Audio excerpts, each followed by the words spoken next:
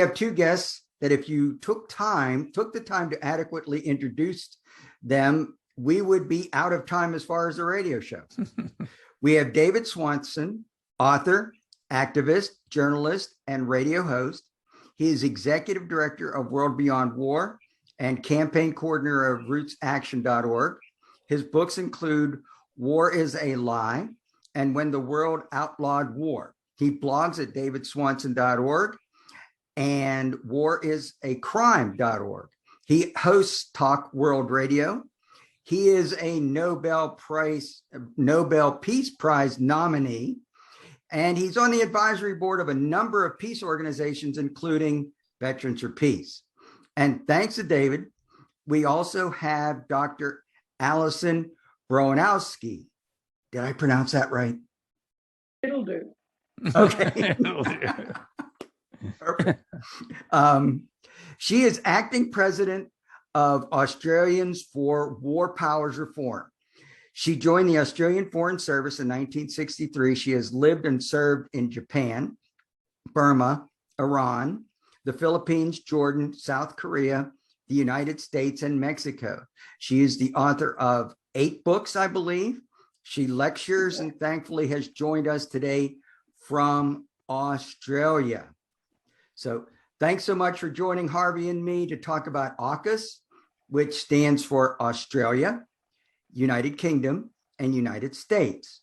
That's an agreement between the 3 countries to build nuclear-powered subs in Australia, for Australia.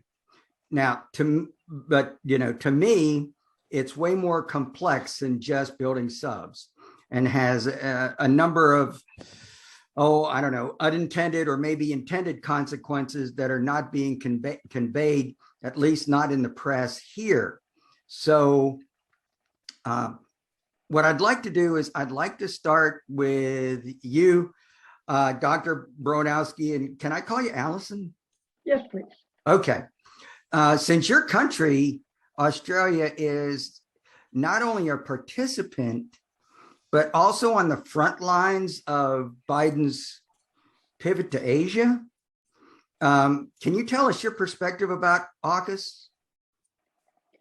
Well, Australians are terrific cynics, and no sooner had AUKUS been announced that people reversed the acronym and said it read, "You sucker, Australia." And although the government, I think, thought that it was going to make a huge splash with this thing, and did so particularly in the Murdoch media, which is very dominant in this country, as you can imagine, I don't think that they got nearly the enthusiastic response to it that they expected. Instead, people were cynical in their response. They suspected that there was a great deal that we weren't being told, as you've said, because if you're not being told much, we're being told even less about what this thing contains.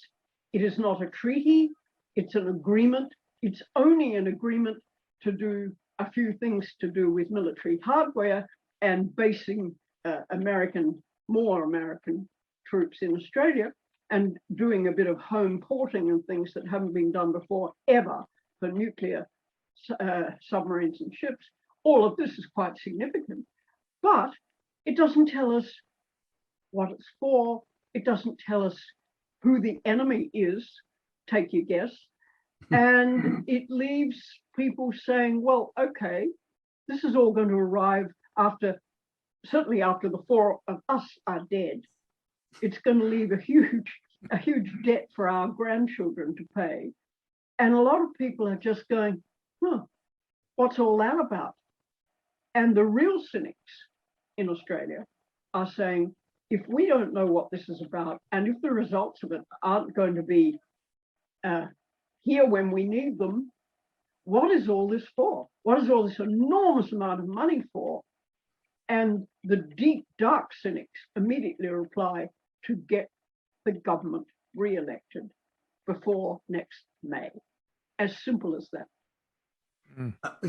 To get the government, so Morrison feels under pressure. Morrison's under huge pressure. He has a very slender majority. In fact, several of his ministers have just resigned for various reasons, and so he has no majority to play with. He has to put up with the team that he's got. He has to have an election before next May, and he hoped to be able to win that on his management of the coronavirus. But people are unimpressed because he shelved all the blame for various failures to the states while taking no responsibility himself for making sure that we had adequate supplies of everything that we needed. They're scrambling to catch up on that. People are unimpressed and quite frankly, saving your program, pissed off with his performance. And so he's scratching for something to look leader-like about it.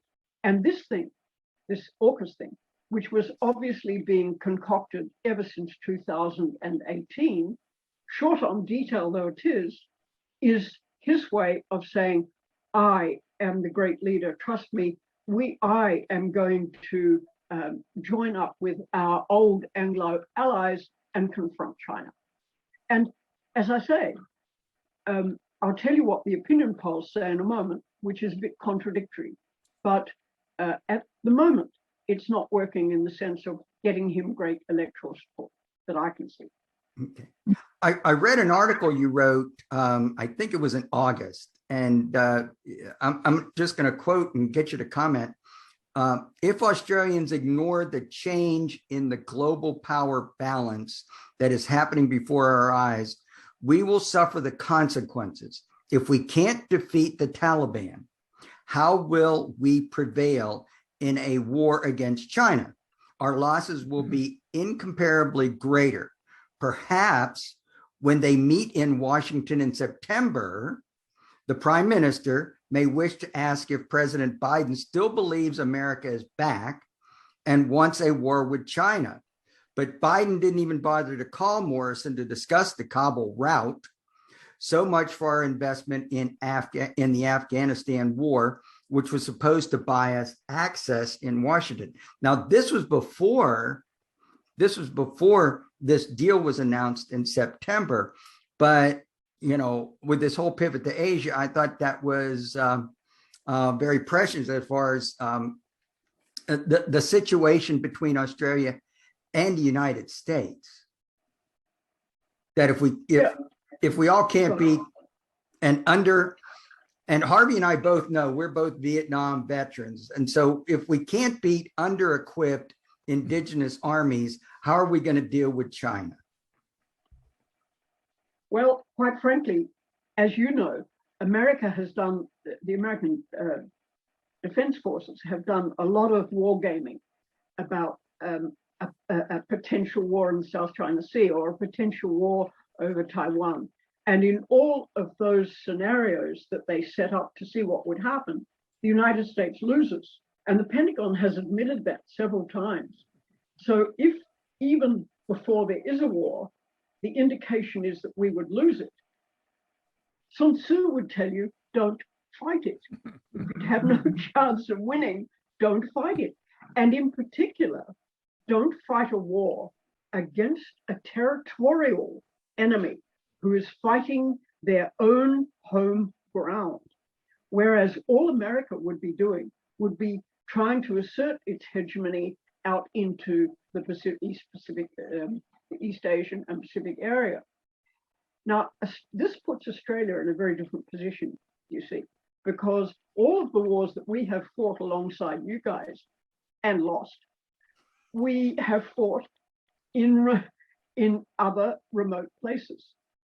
This time, if we are muscling up for a war against China, one from which we would be very hard put to extricate ourselves because of our interoperability, which is so close, we would lose it. And that is very serious for Australia, because what I think is that China, one of China's plans for such an event would be to make an example out of Australia. Australia doesn't matter. As far as China is concerned, and they have said so explicitly, China is big. Australia is small.